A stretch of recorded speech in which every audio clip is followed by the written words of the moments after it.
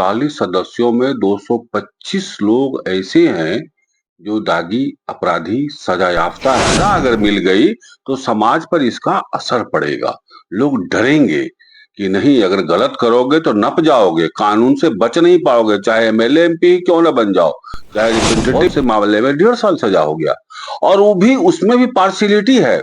वही 353 धारा में किसी को 2 साल की सजा हो गई, उसकी सदस्यता चली गई। आपको 140 करोड़ की जनसंख्या में 543 लोग पॉलिटिकल पार्टी को नहीं मिलते हैं जो एक आदर्श हो समाज में। और हम आज ऐसे मोड़ पर आके खड़े हो गए हैं जहां 225 की संख्या हो चुकी है।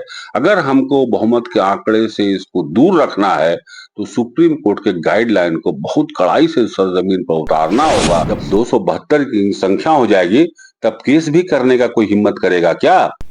जो मुद्दा है हमारे देश की एकता, अखंडता, सद्भावना, मानवीयता पर जब तक वोट करने की आदत नहीं डालेंगे, वोट करने की पीढ़ी को आज की पीढ़ी को वोट करने के लिए उत्प्रेरित नहीं करेंगे, तब तक हमारा लोकतंत्र सुरक्षित नहीं है। ये कि समाज में इसका असर 20 साल के बाद फैसला आएगा, असर पड़ेगा क्या समाज में? तब तक तो पीढ़ियां बदल जाएगी। तब तक तो 50 साल के आदमी 70 साल की उम्र से पेपर पढ़ना छोड़ देगा, उसको जानकारी भी नहीं होगी कि 20 साल पहले अपराध हुआ था, आज उसको सजा हो गई। भ्रष्टाचार करके सिर्फ जो वास्तव में जो लिप्त हैं उनको अपने पाले में लाने के लिए होता है। राजनीति में अपराधीकरण एक गंभीर मुद्दा रहा है और हाल ही में सुप्रीम कोर्ट द्वारा चुनाव आयोग से दागी नेताओं की सूची मांगे जाने के बाद यह बहस फिर से तेज हो गई है। चुनाव सुधारों और स्वच्छ राजनीति की वकालत करने वाले प्रतिष्ठित अधिवक्ता एवं समाज सेवी विजय कुमार झा वर्षों से इस मुद्दे पर मुखर रहे हैं।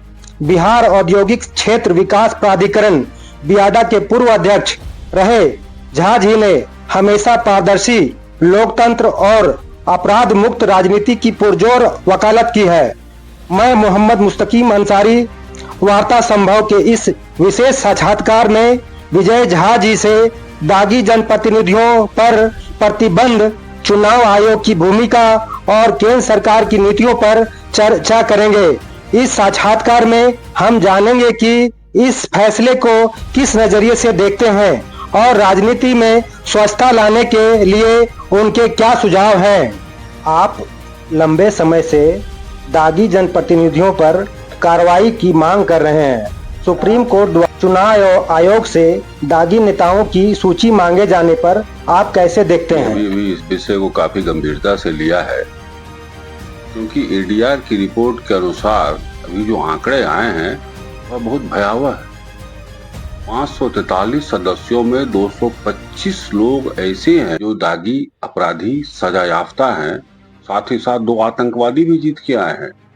यह आंकड़ा भयानक आंकड़ा है, भयावह आंकड़ा है और आने वाली पीढ़ी के लिए, हमारी लोकतंत्र की रक्षा के लिए डरावना आंकड़ा है। आज तो 225 है, कल यह 18वीं लोकसभा में जब 225 है, 19वीं लोकसभा में जब ये 272 हो जाएगा, जो जादुई आंकड़ा है बहुमत का लोकसभा का, तब क्या होगा? तब देश में अपराध और अपराधी के खिलाफ हम और आप चर्चा भी कर पाएंगे क्या? क्योंकि सरकार इनकी होगी, इनके इशारे पर चलेगी, बहुमत में ये हो जाएंगे, ये जैसा चाहेंगे कानून बना लेंगे। ये कह देंगे यदि जनप्रतिनिधि पर हत्या का मुकदमा नहीं चलेगा, ये ऐसा कानून पारित भी करा लेंगे, चूंकि इनकी 272 संख्या हो जाएगी। और वह ज्यादा दूर अब नहीं है दिन। 18वीं लोकसभा में 225, तो मैं देख रहा हूँ 19वीं लोकसभा में जो 2029 में होगा वो 272 हो जाएगा। यही रफ्तार से अगर इनकी संख्या में बढ़ोतरी होती रहे और गांव के, शहर के, जिला के, प्रखंड के जो छुटभइये रंगदार गुंडा टैक्स वसूलने वाले लोग राजनीति में आने लगे और राजनीति में हावी होने लगे और हम जात, धर्म और पार्टी के नाम पर वोट भी ऐसे लोगों को देने लगे, तो 272 संख्या पूरने में बहुत विलंब नहीं है। Representation of people act RPA 1951 की धारा 8 और 9 की वैधता को चुनौती दी गई है। क्या आपको लगता है कि वर्तमान कानून दागी नेताओं पर सख्ती से लागू हो रहे हैं या इसमें सुधार की जरूरत है? अगर कानून सख्ती से लागू होता तो इनकी संख्या 225 नहीं होती। सुप्रीम कोर्ट का बार बार आदेश है कि एमपी एमएलए पर चलने वाले मुकदमों का निस्तारण 1 वर्ष के अंदर होना चाहिए, जजमेंट। लेकिन मैंने तो देखा है हमारे यहाँ ही 2013 का मुकदमा फैसला आता है 2019 में, और वो भी गंभीर आरोप, वर्दी फाड़ने, हथियार छीनने का। 2013 में एफआईआर दर्ज, फैसला आते आते 6 साल लग जाते हैं। 2019 कहाँ गया सुप्रीम कोर्ट का आदेश, कहाँ गया उसका डायरेक्टिव्स? 1 साल के अंदर फैसला होना चाहिए, और 19 में फैसला आ गया और मामला आज भी अदालत में अपील में लटका हुआ है। यानी और 10 साल, 6 साल ट्रायल में, 10 साल अपील में, फिर सुप्रीम कोर्ट तक जाते आते 30-40 साल। क्या हुआ उसका असर क्या पड़ेगा समाज पर? सुप्रीम कोर्ट का इस आदेश के पीछे मूल भावना ये रही होगी कि आनन फानन में यदि गलत करने वाले को सजा अगर मिल गई तो समाज पर इसका असर पड़ेगा। लोग डरेंगे कि नहीं, अगर गलत करोगे तो नप जाओगे, कानून से बच नहीं पाओगे, चाहे एमएलए एमपी क्यों ना बन जाओ, चाहे रिप्रेजेंटेटिव क्यों ना। एक भय होगा, भय का, और वो गलत करने से डरेंगे। अब मिसाल तो बन गई है अब ये कि 13 में एफआईआर, 19 में फैसला और अपील में फिर 6 साल हो गया।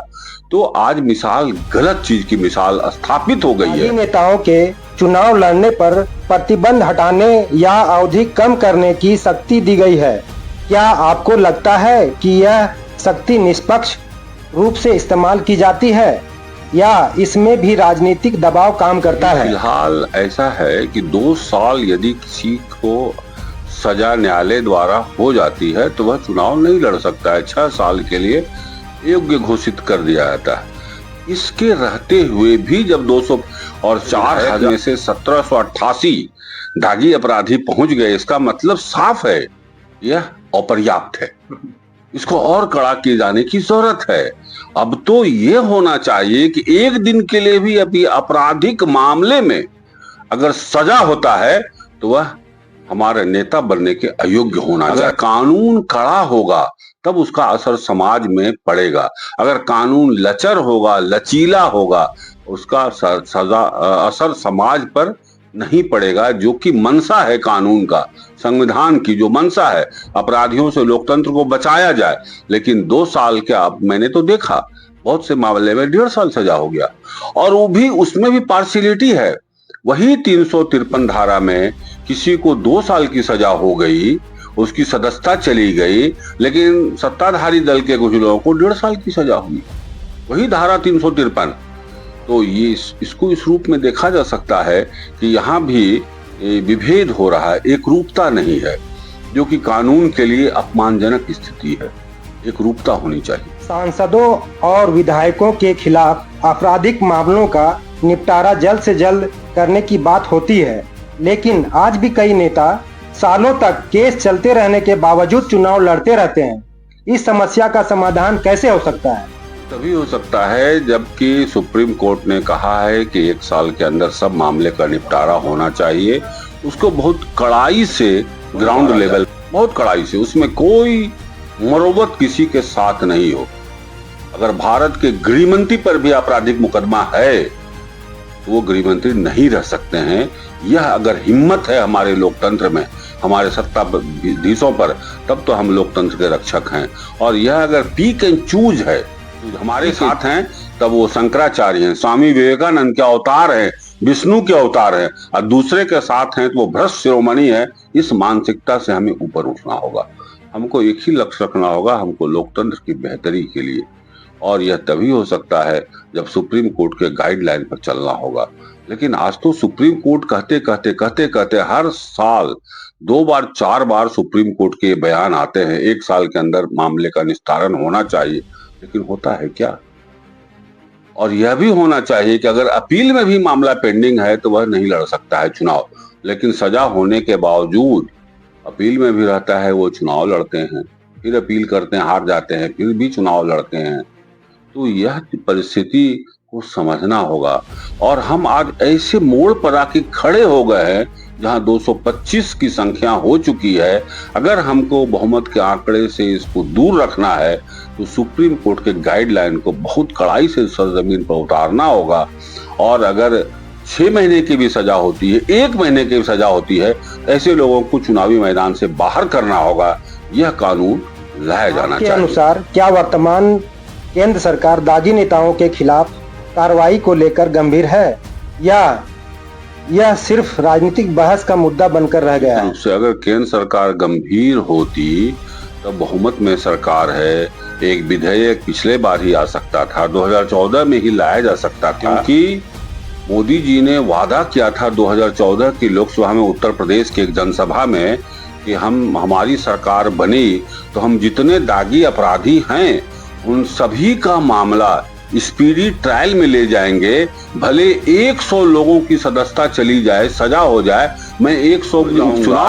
क्या हुआ उस वादे का? अगर उस वादे पर अड़िग रहते तब 225 हो जाते क्या 100 से? ये प्रधानमंत्री का वक्तव्य है, 214 के भाषण उनके देखे जाए। उन्होंने उत्तर प्रदेश की एक सभा में घोषणा की थी कि मैं उपचुनाव करा दूंगा और सबको 1 साल के अंदर सबका फैसला हो जाएगा, सजा होगा, सब उपचुनाव होगा। यही चाहिए देश को। और आप पर भरोसा किया लोगों ने और आपको बहुमत दिया लोगों ने इस उम्मीद में कि आप ऐसा कानून लाएंगे, लेकिन उसका असर ये हुआ, आप ने वादा तो किया लेकिन वादे को अमल में नहीं लाया, जिसका परिणाम ये हुआ कि आज 225 सांसद दागी अपराधी के साथ आप बैठते हैं। 225 दागी अपराधी के साथ आपका सदन चलता है। यह अपमान है लोकतंत्र का, यह नई संसद का अपमान है, यह जनता का अपमान है।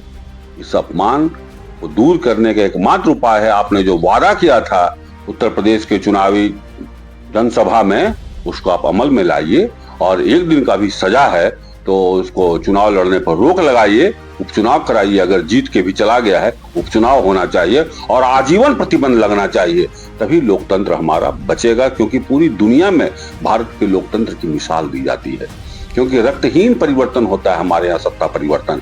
हमारे पड़ोसी देशों में ही देख लें कितना उथल पुथल होता है सत्ता के लिए। इवन अमेरिका में भी ट्रंप जब हार गए थे पिछली चुनाव, तब कितने लोग बंदूकधारी संसद में घुस गए थे इनके समर्थक। भारत में कभी ऐसा हुआ क्या? लेकिन जिस दिन 272 की संख्या इनकी पार हो जाएगी और यदि हारेंगे तो वह दिन भारत में भी देखने को मिलेगा जो अमेरिका में देखा हम लोगों ने। इसलिए अगर उससे बचना है, लोकतंत्र को बचाना है, भारत को ऐसे ही बेमिसाल बना कर रखना है, तो अविलंब ऐसा कानून लाए सरकार में चाहे जो बैठे, उससे फर्क नहीं पड़ता। लोकतंत्र की रक्षा उसकी प्राथमिकता होनी चाहिए और उसके लिए ऐसा कानून लाया जाना चाहिए। 1 दिन के भी अगर न्यायालय ने सजा दिया है, न्यायालय तभी सजा देता है जब उसके खिलाफ पर्याप्त सबूत हो। जबकि आज सबको पता है, यदि राजनीतिज्ञ गुंडा पृष्ठभूमि का है, गुंडा टैक्स वसूलने वाला है, कौन गवाही देता है उसके खिलाफ? अब तो सारे हॉस्टाइल होते हैं और वो रिहा होता है। यह सच्चाई है, आज यही देखने को मिल रहा है। कोयलांचल तो जीता जागता तस्वीर है इस बात का कि अब जिन लोगों ने केस किया, जो सबूत पुलिस ने गवाही दी, सारे लोगों ने गवाही दिया, अंततः जाके वो हॉस्टाइल हो रहे हैं। ये स्वरूप है। जब 272 की संख्या हो जाएगी तब केस भी करने का कोई हिम्मत करेगा क्या? केस भी नहीं करेगा। वह दिन भी देखेंगे हम लोग। अगर इसी प्रकार अगर अपराधियों की रक्षा में सरकार अगर लीन रही तो वह दिन भी देखेंगे हम कि कानून ये लोग ले आएंगे कि रिप्रेजेंटेटिव के पर 302 का मुकदमा नहीं चलेगा। वह काला दिन होगा लोकतंत्र के लिए जब 272 ये पूरा हो जाएगी और उसकी जिम्मेवार सिर्फ सत्ता पर बैठे लोग होंगे। चुनाव के समय विपक्षी दल के नेताओं पर केस दर्ज होते हैं, जबकि सत्ताधारी पार्टी के दागी नेता बच निकलते हैं। क्या आपको लगता है कि यह कानून सभी पर समान रूप से लागू होता है? ये तो अब खुली किताब की तरह यह सत्य उजागर हो चुका है कि सत्ता पक्ष में जो एक से एक भ्रष्ट लोग हैं उन पर कोई कार्रवाई नहीं होती। इसका सबसे जीता जागता उदाहरण असम के मुख्यमंत्री, जब ये कांग्रेस में थे तब भारतीय जनता पार्टी ने इनके भ्रष्टाचार का एक पुलंदा जारी किया था, बुकलेट जारी किया था। इनको लगा कि शायद मेरी गिरफ्तारी हो सकती है, ईडी, सीबीआई, आईटी सबसे। इन्होंने भाजपा की सदस्यता ग्रहण कर ली कहाँ गया बुकलेट? वो जो भ्रष्टाचार का बुकलेट जारी किया गया था, मुख्यमंत्री है, और जिसने बुकलेट जारी किया था भ्रष्टाचार का, उन्हीं के पार्टी के मुख्यमंत्री हैं। यह तो अब पूरी तरह जगजाहिर हो गया है, और ऐसे कई नाम हैं, कई कल तक शुभेंदु अधिकारी को कहा जाता था ये टीएमसी का केंद्र बिंदु है भ्रष्टाचार का, ममता बनर्जी का कहा जाता था। उसको भी लगा कि शायद मेरे पर कार्रवाई हो सकती है, उन्होंने फट से जंप मारा, और वो बीजेपी में है, आज विधायक दल के नेता हैं। क्या ये जब तक नहीं आए थे इसके पहले कोई विधायक दल का नेता इस स्तर का नहीं था क्या बीजेपी के पास, कि शुभेंदु अधिकारी को विधायक दल का नेता बनाना पड़ा? तो ये तो अब जनता के बीच में आम जनता भी इस बात को समझ रही है, यदि आप विपक्ष में हैं तब भ्रष्टाचारी हैं, तब आप अपराधी हैं, तभी आप ईडी और सीबीआई के योग्य हैं, आईटी के योग्य हैं। यदि आप सत्ता पक्ष में हैं तब आप स्वच्छ हैं, सदाचारी हैं, ईमानदार के शिरोमणि हैं, ईमानदारी प्रतिमूर्ति हैं। यह तो पूरी तरह स्थापित हो गया है, और एक आम साधारण सा व्यक्ति भी अब इन चीजों को देख रहा है और समझ रहा है। इसमें कई बड़े बड़े नाम हैं। जिन लोगों पर महाराष्ट्र में आरोप लगे थे वो सब आज सत्ता के साथ हैं और सब बच गए। कहाँ गया वो आरोप? वो आरोप का पुलिंदा कहाँ रखा गया? वो आरोप के फाइल कहाँ चले गए? कहाँ है? किसी को पता नहीं। फिर आप क्यों नहीं जांच हो रही है? फिर सजा क्यों नहीं होती है? आप सत्ता में हैं, खाली चर्चा होती है किसी भी घोटाले की। सजा कितनों को हुआ 11 साल में? अगर घोटाला ही कर रही थी पूर्व की सरकारें, एक दो को तो सजा 11 साल काफी था ट्रायल के लिए, फिर सजा क्यों नहीं? घोटाले की चर्चा तो हुआ, हम लोगों ने सुना, लेकिन एक को भी सजा हुई क्या? क्यों नहीं हुई? तो क्या वो सारा घोटाला फर्जी था? क्योंकि 14 में जब हम लोगों ने सुना था 2G स्पेक्ट्रम 2,76,000 करोड़, लिख नहीं सकते हैं लोग कितने शून्य होते हैं। इसी प्रकार कोल स्कैम, ये बड़ा स्कैम जो उस समय चला था, बड़ा स्कैम और बहुत चर्चा का प्रमुख बिंदु था ये 2014 की लोकसभा का। अब तो 2025 हो गए, 11 साल हो गए। क्यों नहीं 2G स्पेक्ट्रम में किसी जो 2,76,000 करोड़ का घोटाला था, एक भी अपराधी को सजा क्यों नहीं? कोयला का घोटाला इतना बड़ा था 3 लाख करोड़ का, एक को भी सजा क्यों नहीं? 11 साल कम है क्या? क्यों सजा नहीं? तो ये घोटाला मान लिया जाए फर्जी था क्या? लोगों को ये सिर्फ बताना चाहते थे कि हम भ्रष्टाचार के खिलाफ है और अभी भ्रष्टाचार को खत्म करेंगे। क्यों नहीं सजा हुई? क्या हुआ उन सब केसों का? केस चल भी रहा है कि नहीं पता भी है किसी को क्या?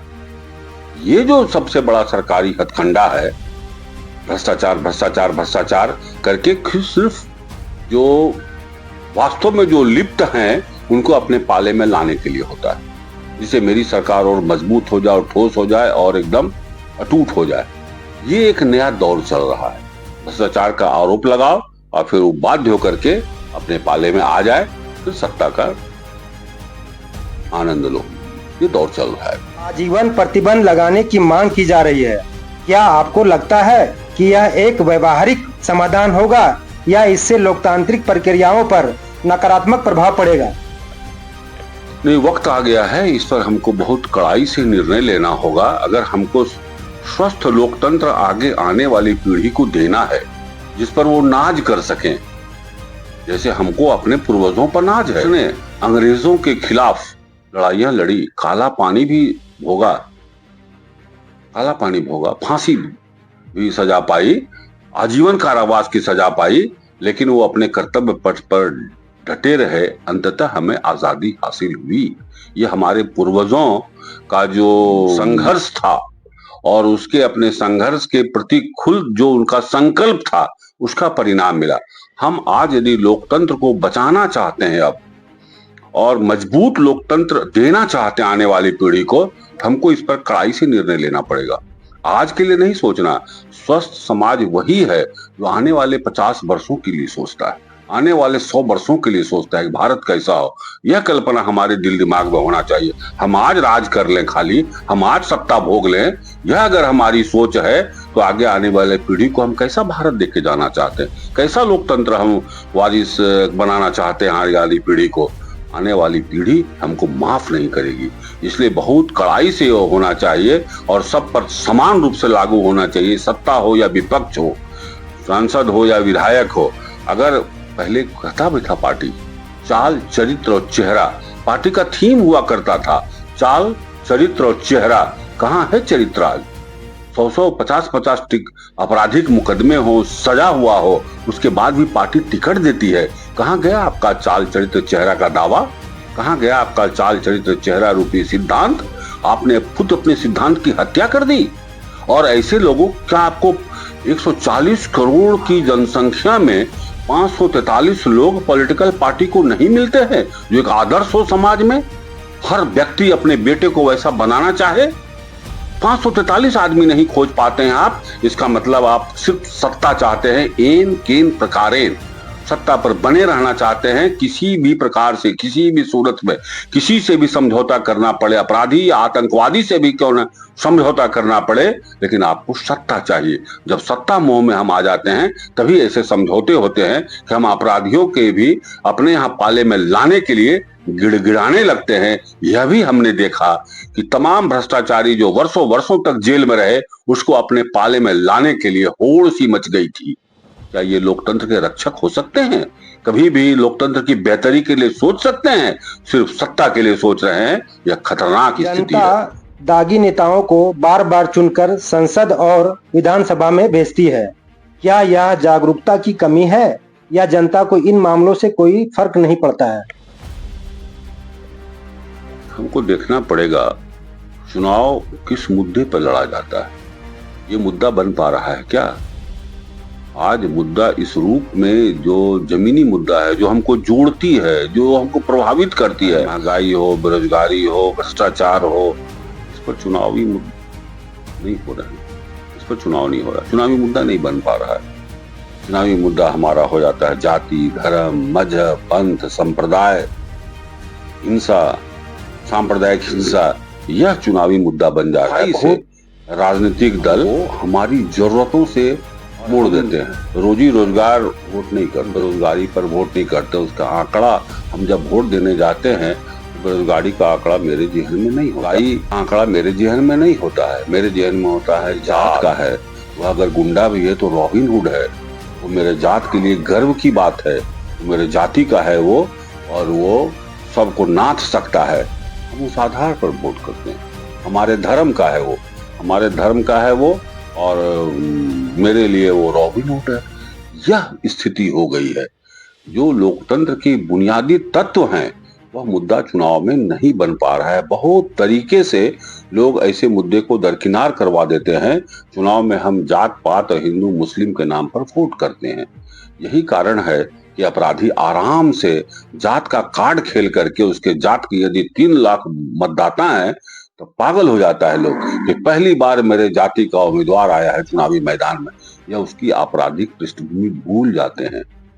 आपराधिक पृष्ठभूमि गौन हो जाता है उसके नजरों से, क्योंकि उसको लगता है रॉबिन हुड है, फलाने जाति का यदि है तो मेरी जाति का क्यों नहीं। यह जो मानसिकता है, यह जो सोच है, यह खतरनाक सोच है। और यही सोच बना 225 लोग आज पहुंच गए और आतंकवादी भी जीत जाता है इसी सोच के तहत। क्योंकि हम ऐसे अपराधियों को अपने इलाके का रॉबिन हुड समझते हैं, उनको सम्मानित करते हैं, उनको बुला करके धन्य होते हैं कि मेरे यहाँ भले वो अपराधी है, भले ही सजा, भले ही कल उसी से गुंडा टैक्स लेगा। वो जो लोग बुलाए हैं गुंडा टैक्स लेता है उनसे, लेकिन उसके बावजूद उसको फख्र है, इस बात का कॉलर ऊंचा करता है कि मेरे जाति का है। तो लोकतंत्र जब जाति में सिमट जाए, धर्म में सिमट जाए, तब लोकतंत्र का स्वरूप छोटा हो जाता है। लोकतंत्र तो इतना विशाल परिप्रेक्ष्य में देखा जाना चाहिए, जाति, धर्म, मजहब उसके सामने गौण हो जाए।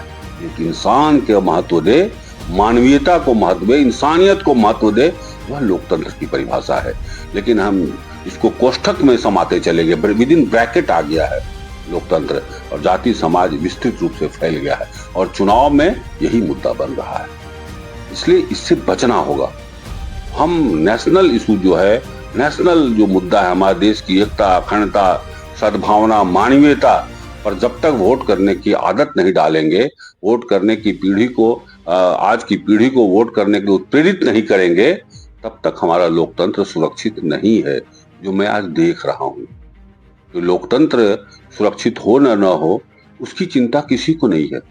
हमारी पार्टी, हमारा सत्ता कैसे आ जाए, किस अपराधी को हम गले लगा लें, उसको कैसे महिमा मंडित कर दे, और घोषित अपराधी सजा याफ्ता के लिए भी बड़े बड़े नेता मंच पर आ जाते हैं। बड़े बड़े नेता, देश के बड़े बड़े नेता उसके प्रचार के लिए आ जाते हैं। यह क्या संदेश दे रहा है?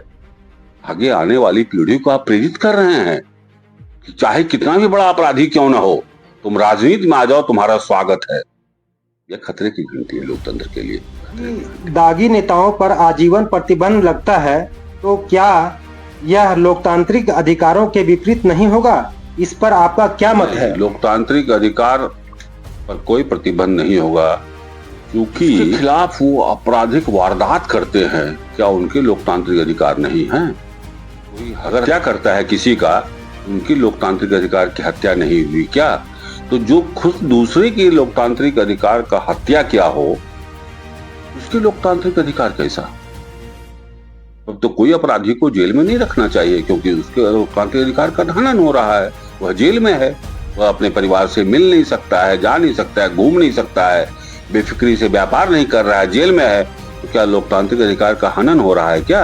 जो लाखों लोग जेल में हैं, यदि उनके लोकतांत्रिक अधिकार का हनन नहीं है, तो अपराधी को चुनाव लड़ने से रोकना, बल्कि हम तो कहते हैं अपराध करने से हम रोक रहे हैं। तो वह जो और भविष्य में अनजान कितने लोगों का लोकतांत्रिक अधिकार को हनन करेगा, उससे हम उसको प्रिवेंट कर रहे हैं। इसलिए यह तो स्वागत योग्य कदम होना चाहिए, और मैं नहीं समझता हूं कि इसके लिए भी कोई आवाज उठेगी, क्योंकि हर व्यक्ति आज अपराधी से पीड़ित है, हर समाज पीड़ित है। छोटा से छोटा गांव हो, आज कटमनी से पीड़ित है, गुंडा टैक्स से पीड़ित है। कौन नहीं मुक्ति चाहता है? वह बात अलग है कि आवाज गूंगी हो गई है, आज आवाज भुथरी हो गई है। कहीं हल्ला बोल कार्यक्रम नहीं है देश भर में। क्या भ्रष्टाचार खत्म हो गया है क्या? लेकिन भ्रष्टाचार के खिलाफ आंदोलन नहीं है, क्योंकि आंदोलन पर से जा रहा है कि आंदोलन जो लोग करते थे, जो आते थे ऐसे धवल चरित्र के लोग, आज वो लोग डर गए कि हम पर कार्रवाई हो जाएगी, ईडी की, आईटी की, सीबीआई हम गलत दायरे में ले लेगा। इसलिए आंदोलन होना चाहिए। अभी कुछ दिन पहले एक अखबार में समाचार आया, यहाँ 1600 रुपया प्रति टन रंगदारी लिया जा रहा है। एफआईआर हुआ क्या? कंप्लेन तो किया उस व्यक्ति ने, पीड़ित व्यक्ति ने तो कंप्लेन किया, लेकिन कार्रवाई क्यों नहीं हुई? एफआईआर क्यों नहीं? गिरफ्तारी क्यों नहीं? आज उस मुकाम पर हम आ गए हैं। जब 225 है तब तो यह हाल है, 272 हो जाएगी तो वह जिसने भी कंप्लेन किया, कंप्लेन करने वाला रह पाएगा क्या?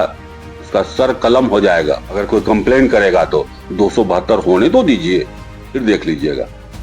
इसीलिए कोई लोकतांत्रिक अधिकार, अपराधियों का लोकतांत्रिक अधिकार, और अपराध से पीड़ित है समाज, उसका कोई अधिकार नहीं। हमको उसकी पहले चिंता करना चाहिए जो समाज के सभ्य नागरिक है, आदर्श नागरिक है। हमको उसकी पहले चिंता करनी चाहिए, और सभ्य नागरिक पैदा हो, अच्छे नागरिक पैदा हो, जिनको संविधान पर विश्वास हो, जो संविधान सम्मत आचरण हो, जिनकी दिनचर्या सही हो। हम उसके लोकतंत्र के अधिकार की चिंता करेंगे, उसके बजाय हम लोग अपराधी के लोकतंत्र के अपराध की चिंता करेंगे। उसके मौलिक अधिकार का क्या होगा? कोई मौलिक अधिकार नहीं होना चाहिए अपराधियों का। अपराधियों का, अभी तो मैंने महामहिम राष्ट्रपति जी को, जब आरजी कर मेडिकल कॉलेज में घटना घटी, तो मैंने राष्ट्रपति महोदय को 11 सूत्री सुझाव दिए थे 376 धारा में संशोधन के लिए। वो स्वीकृत हुआ। अब मेरे पास पत्र आया, मैंने उसमें मांग की थी कि ऐसे आरोप जिस पर लगे, उसके मौलिक अधिकार, संवैधानिक अधिकार सीज होने चाहिए। ये मेरा पॉइंट था उसमें, 11 पॉइंट में। काहे का मौलिक अधिकार? रेपिस्ट हैं, आपका मौलिक अधिकार, आपको वोट देने का अधिकार, कोई अधिकार नहीं, कोई संवैधानिक अधिकार नहीं। और मुहर लगाया महामहिम ने, जब उन्होंने खुद कहा यह बहुत हो गया, उसी पर मैंने उन्हें पत्र लिखा था और 11 सुझाव दिए कि ऐसे आरोपित पर 30 दिन के अंदर मुकदमा, 30 दिन के अंदर चार्जशीट, 100 दिन के अंदर फैसला। अगर आप चाहते हैं उस फैसले का असर समाज पर पड़े, एक नजीर बने, दोबारा उस लाइन में जाने का कोई सोचे नहीं, तब फैसला भी ऐसा आना चाहिए, और इतने तुरंत आना चाहिए कि समाज में इसका असर, 20 साल के बाद फैसला आएगा, असर पड़ेगा क्या समाज में? तब तक तो पीढ़ियां बदल जाएगी। तब तक तो 50 साल के आदमी 70 साल की उम्र का पेपर पढ़ना छोड़ देगा, उसको जानकारी भी नहीं होगी कि 20 साल पहले अपराध हुआ था, आज उसको सजा होगी। तुरंत दीजिए। तो मैंने 30 दिन कहा था, उसका इन्वेस्टिगेशन और 100 दिन कहा था ट्रायल, उसका सजा, और एक अपील होना चाहिए, बस एक अपील मिलना चाहिए, चाहे हाईकोर्ट या सुप्रीम कोर्ट या डिस्ट्रिक्ट कोर्ट, एक अपील, नो अपील कि सुप्रीम कोर्ट तक का पैसा के बल पर आप लड़ते रहे 20 साल और ठाट से घूमते रहे। हो रहा है, बहुत लोग हैं, अपील हाईकोर्ट और सुप्रीम कोर्ट जा रहे हैं, ठाट से घूम रहे हैं और रंगदारी फिर कर रहे हैं, फिर गुंडा टैक्स वसूल रहे हैं। कोई तो सीमा लगानी होगी और उसके मौलिक अधिकार की हम चिंता करेंगे। जिसने अब समाज को सांसत में डाल दिया है, कोई मौलिक अधिकार नहीं, कोई संवैधानिक अधिकार नहीं, सारे सीज होने चाहिए अपराधियों के, चाहे वो एमपी हो या एमएलए हो या कोई रिप्रेजेंटेटिव हो। उससे क्या हुआ? आपने अपराध किया है, न्यायालय से सजा मिली है, आपके मौलिक अधिकार समाप्त, न चुनाव लड़ सकते हैं, न वोट डाल सकते हैं। जिस दिन इतनी कड़ाई से संसद पेश आएगा, उस दिन अपराधियों का राजनीति के मैदान में आना रुक जाएगा। आप सरकार और चुनाव आयोग को क्या सुझाव देना ताकि राजनीति को अपराध मुक्त बनाया जा सके और जनता का विश्वास लोकतंत्र पे बना रहे? आज सबसे पहली आवश्यकता है हम अपराधियों को कैसे राजनीति के मैदान में आने से रोकें। तो सबसे पहले तो तमाम राजनीतिक दलों को यह संकल्प लेना चाहिए कि जिनकी भी राजनीतिक पृष्ठभूमि है, मैं उसको टिकट नहीं दूंगा। सिर्फ एक संकल्प ही हमको बहुत राहत दे देगा, पूरे लोकतंत्र को राहत दे देगा, पूरी संसदीय व्यवस्था को राहत देगा। लेकिन आज ये संकल्प लेने के लिए तैयार है क्या कोई पार्टी कि मैं दागी को टिकट नहीं दूंगा, मैं अपराधी को टिकट नहीं दूंगा, गुंडा टैक्स से आरोपित है उसको टिकट नहीं दूंगा, कट मनी वाले लेने वाले लोगों को टिकट नहीं दूंगा? हिम्मत है? जो चरित्र की बात करते हैं, चरित्र की पाठशाला चलाते हैं, वह बोलने के लिए तैयार है क्या? जो राष्ट्रवाद की बात करते हैं, बात बात पर लोकतंत्र की दुहाई देते हैं, वह ऐसा निर्णय लेने के लिए तैयार है क्या? ना, सत्ता की भूख हमें यहां तक ले आई है कि कोई पार्टी यह निर्णय लेने के लिए तैयार ही नहीं है हम दागी अपराधी को टिकट नहीं देंगे।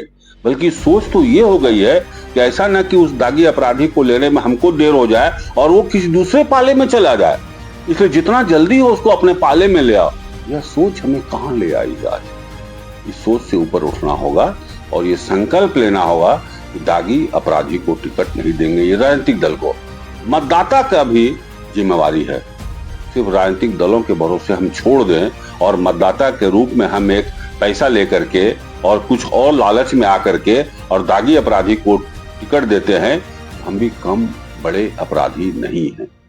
लोकतंत्र में यदि सबसे बड़ा कोई अधिकार हमको मिला है तो वह एक वोट का अधिकार है, जो संविधान द्वारा हमको मिला है। और ये ऐसा अधिकार है, इसी अधिकार के आधार पर हम देश की संसदीय व्यवस्था को गढ़ते हैं, अपना भविष्य चुनते हैं और अपना भविष्य किसके हाथ में सुरक्षित है ऐसा निर्णय लेते हैं। निर्णय लेने का अधिकार मेरा है। तो एक मतदाता की हैसियत से हमको भी निर्णय लेना होगा। दागी अपराधी मेरे जात का ही क्यों ना हो, मेरी पार्टी का ही क्यों ना हो, वोट नहीं देंगे। जिस दिन यह संकल्प एक मतदाता की हैसियत से लोग ले लेंगे तो पार्टी भी डरेगी अपराधी को आगे लाने की। हम अगर लाएंगे भी तो हमारे ही मतदाता वोट नहीं देंगे। यहीं पर बड़ा श्रेय लिया गया था, 1 लाख सदस्य हमने बनाया है। और जिन लोगों ने श्रेय लिया 1 लाख हमने सदस्य बनाया है, वोट उनको आए 77,000। तो आपको आपके सदस्य ने 23,000 वोट नहीं दिया ना, आपके सदस्य ने 23,000 वोट नहीं दिए क्योंकि आपने तो श्रेय लिया था। 1 लाख सदस्य बनाया है, इसके लिए आपको बहुत नवाजा भी गया। फिर 77,000 वोट क्यों? तो सदस्य 23,000 लोगों ने ठुकराया। लेकिन जरूरत है तमाम मतदाताओं को ऐसे तत्वों को ठुकराने की। यदि आप अपने बच्चों का भविष्य बेहतर करना चाहते हैं, बेहतर लोकतंत्र चाहते हैं, बेहतर लोकतंत्र सौगात के रूप में आने वाली पीढ़ी को देना चाहते हैं, मजबूत लोकतंत्र, स्वस्थ लोकतंत्र बनाना चाहते हैं, तो एक मतदाता की हैसियत से संकल्प लेना होगा हर मतदाता को, मैं दागी अपराधी सजा याफ्ता को जाति धर्म पार्टी के नाम पर वोट नहीं दूंगा। यह संकल्प ही काफी है, जो बैकफुट पर ले आएगा पार्टी को। और बड़े बड़े नेताओं भी बैकफुट पर चले आएंगे कि हमारे ही जब कार्यकर्ता वोट नहीं देंगे, काम नहीं करेंगे, तब ऐसे अपराधियों को लाके भी क्या फायदा। दोनों को उठाना होगा कदम, एक मतदाता की हैसियत से हमको और एक पॉलिटिकल पार्टी की हैसियत से देश के तमाम राजनीतिक दलों को। किसी ने तो इनको टिकट दिया, 225 जो जीत कर गए, कोई पार्टी तो इनको टिकट दिया। क्यों दिया? क्या उस क्षेत्र में कोई और अच्छा आदमी नहीं था? तो आपने तो सब मतदाताओं का अपमानित किया कि तुमसे ये श्रेष्ठ है, तो यह मतदाता का अपमान है। तो मतदाताओं को भी इस अपमान का बदला लेना चाहिए। कि आपकी नजर में ये 50 केस का आदमी यदि सर्वश्रेष्ठ है तो औकात दिखा दूंगा चुनाव में। यह संकल्प मतदाता को लेना होगा, तभी ये तस्वीर बदलेगी, वरना 272 का आज ही आपने राजनीति में स्वच्छता, चुनाव सुधार और दागी जनप्रतिनिधियों पर सख्त कार्रवाई जैसे महत्वपूर्ण विषयों पर हमें अपनी स्पष्ट और बेबाक राय दी। आपकी गहरी समझ और निष्पक्ष दृष्टिकोण ने इस चर्चा को बेहद सारगर्भित बना दिया। हम आशा करते हैं कि आपकी जैसी सशक्त आवाजें को मजबूत करने और पारदर्शी राजनीति को बढ़ावा देने में अहम भूमिका निभाएगी। वार्ता संभव और हमारे सभी दर्शकों की ओर से आपको हार्दिक हार्दिक धन्यवाद। धन्यवाद मुस्किम जी, बहुत अच्छा लगा। जो एक चर्चा भविष्य के लिए ये बहुत बड़े खतरे की घंटी है, उस विषय को आपने समझा और उस विषय को जनता के बीच ले जाने के लिए आज मीडिया जो एक सशक्त माध्यम है, उसके माध्यम से आप जनता तक पहुंचाने का काम कर रहे हैं। इसके लिए वार्ता संभव को दिल की गहराइयों से बहुत बहुत आभार, क्योंकि आप लोकतंत्र की रक्षा कर रहे हैं। यह लोकतंत्र की रक्षा है, किसी व्यक्ति और आने जाने का सवाल नहीं है कि कौन जीतता है कौन हारता है। लोकतंत्र यदि सुरक्षित रहेगा तो हम सब सुरक्षित हैं, क्योंकि हम सब लोकतंत्र के घेरे में हैं और लोकतंत्र ही जिस दिन नहीं बचेगा हम सब असुरक्षित हैं। इसलिए ये बहुत महत्वपूर्ण भूमिका आपने निभाई, इसके लिए आपको बहुत बहुत बधाई, धन्यवाद। ये है वार्ता संभव और आप देख रहे हैं वार्ता संभव डिजिटल।